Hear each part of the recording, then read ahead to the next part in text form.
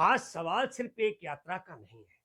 सवाल यह है कि क्या भारत की विदेश नीति पूरी तरह स्वतंत्र है या फिर वैश्विक दबाव में धीरे धीरे डिजाइन की जा रही है।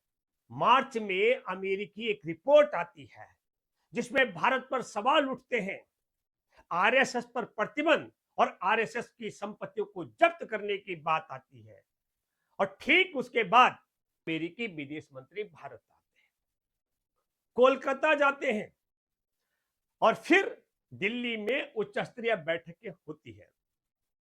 अब सवाल यह है, क्या यह सिर्फ कूटनीति है या फिर एक सॉफ्ट पावर सिग्नल। तेल रूस और ईरान से दूर होता जा रहा है और अमेरिका से दूरी कम नहीं हो रही है। टैरिफ पहले 2.5% से बढ़ा करके 18% तक पहुंचा और अब पूरा खेल एनर्जी, ट्रेड और पॉलिटिक्स के बीच घूम रहा है।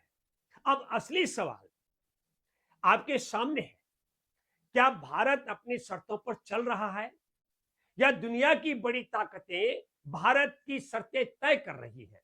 नमस्कार, मैं हूं भूपेंद्र रावत। आज की इस वीडियो में हम खबर नहीं समझेंगे, हम समझेंगे उसके पीछे का पावर गेम, जियोपॉलिटिक्स और इकोनॉमिक प्रेशर। और आज का मुद्दा बहुत बड़ा है। अमेरिका का विदेश मंत्री भारत में आया है और यह यात्रा सिर्फ डिप्लोमेसी नहीं है, इसके कई संदेश हैं। अब सवाल यह है, क्या भारत की विदेश नीति दिल्ली से चल रही है या वाशिंगटन के दबाव में बदली जा रही है। मार्च 2026 में अमेरिका की एक सरकारी संस्था United state commission on international religion freedom में अपनी वार्षिक रिपोर्ट जारी की। इस रिपोर्ट में भारत को कंट्री ऑफ पार्टिकुलर कंसर्न यानी सीपीसी घोषित करने की सिफारिश की गई। इसका मतलब होता है ऐसा देश जहां धार्मिक स्वतंत्रता पर गंभीर सवाल हो। रिपोर्ट में कहा गया है भारत में अल्पसंख्यकों, खासकर मुसलमानों और ईसाइयों को लेकर चिंता बढ़ी है। इस रिपोर्ट में आगे कहा गया है राष्ट्रीय स्वयंसेवक संघ आरएसएस और कुछ मामलों में राव से जुड़े कुछ लोगों पर प्रतिबंध लगाने की सिफारिश और संपत्तियां फ्रीज करने की बात और यात्रा प्रतिबंध की संभावना भी। अब इस रिपोर्ट के बाद अप्रैल में आरएसएस और बीजेपी से जुड़े राम माधव अमेरिका गए थे और वहां उन्होंने जो बातें कही उससे बड़ा विवाद शुरू हो गया है।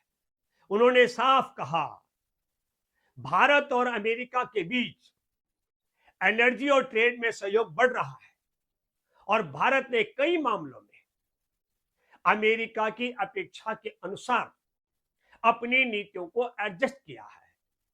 जैसे ईरान से तेल लेने पर दूरी, रूस से खरीद में बदलाव और टैरिफ में संशोधन की दिशा। मतलब 2.5% का 50% किया, हमने विरोध नहीं किया। 18% कर दिया, हमने विरोध नहीं किया।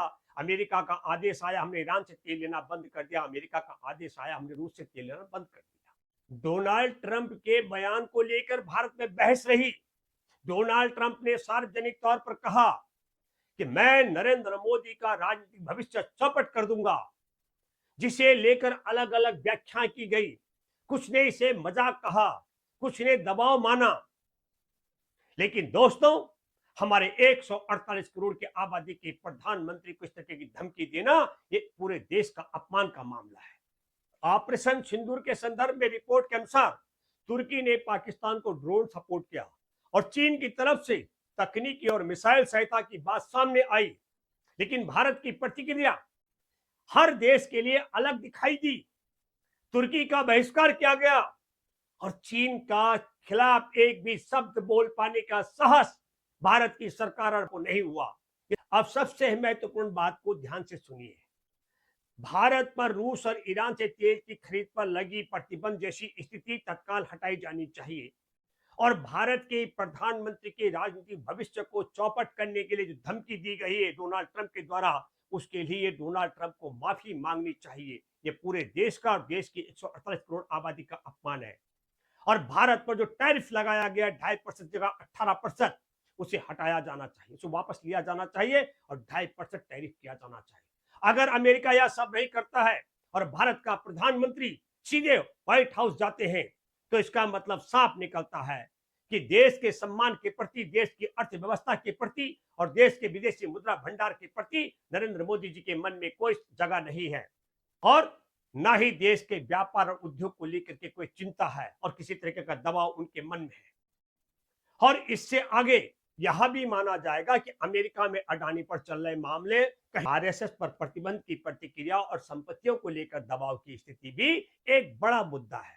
और यह भी चिंता व्यक्त की जा सकती है कि देशवासियों पर 15,000 किलोमीटर दूर से तेल खरीदकर अतिरिक्त आर्थिक बोझ डाला जा रहा है और भारत की विदेशी मुद्रा भंडार जो खाली हो रहा है उस पर दबाव बनाया जा रहा है नरेंद्र मोदी की सरकार की तरफ से।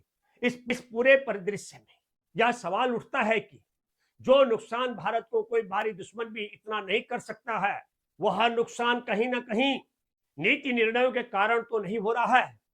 और यह भी कहा जा सकता है कि अगर ऐसा चलता रहा तो यह राष्ट्र के लिए, समाज के लिए, सभ्यता के लिए और आने वाली पीढ़ियों के लिए सही दिशा नहीं होगी। और सबसे बड़ा राजनीतिक सवाल यह है कि क्या यह स्थिति इस बात का संकेत है कि भाजपा, आरएसएस और प्रधानमंत्री नरेंद्र मोदी, इनकी कोई ऐसी कमजोर कड़ी अमेरिकी राष्ट्रपति के प्रभाव में तो नहीं है जिसके कारण निर्णय प्रभावित हो रहे हो। सरकार जी, आपको अमेरिका से डरने की जरूरत नहीं है। मोदी जी, आप रूस और ईरान से रुपए में सस्ता तेल खरीदिए, पूरा भारत आपके साथ है। अगर अमेरिका दबाव बनाता है तो भी पूरा देश आपके साथ खड़ा है। हम चाहते हैं देश का विदेशी मुद्रा भंडार बचे, डॉलर पर निर्भरता कम हो और जनता को सस्ता तेल मिले, भारत का खजाना खाली न हो और देश की अर्थव्यवस्था मजबूत बनी रहे। और इसके लिए हम देश के करोड़ों नागरिकों से, देश के करोड़ों कांग्रेस से अपील करते हैं कि एक स्वर में कहें, हमें अमेरिका से डरने की जरूरत नहीं है। भारत सरकार रूस और ईरान से तेल खरीदने की नीति जारी रखें। हम सरकार से अपील करते हैं, यदि आज सरकार को देश की अर्थव्यवस्था, महंगाई और विदेशी मुद्रा भंडार की चिंता है तो इस अपील पर गंभीरता से विचार किया जाए और देश हित में निर्णय लिया जाए। अब सवाल आपके सामने है, क्या भारत पूरी तरह स्वतंत्र नीति चला रहा है या वैश्विक दबाव में अपनी दिशा बदल रहा है? आज हमने देखा United state commission on international religion freedom, इसकी रिपोर्ट आरएसएस और रॉ पर सिफारिश, राम माधव का अमेरिका दौरा, तेल और टैरिफ का मुद्दा, कोलकाता दौरा का संकेत और वैश्विक राजनीति का दबाव। अब फैसला आपका है, क्या भारत स्ट्रेटेजिक ऑटोनॉमी में है या दबाव में? आप देख रहे थे राजनीतिक पोल खोल। मैं हूं भूपेंद्र रावत। वीडियो को लाइक करें, शेयर करें, हमारे चैनल राजनीतिक पोल खोल को सब्सक्राइब करें। फिर मिलते हैं अगली वीडियो में, तब तक के लिए जय हिंद, जय संविधान।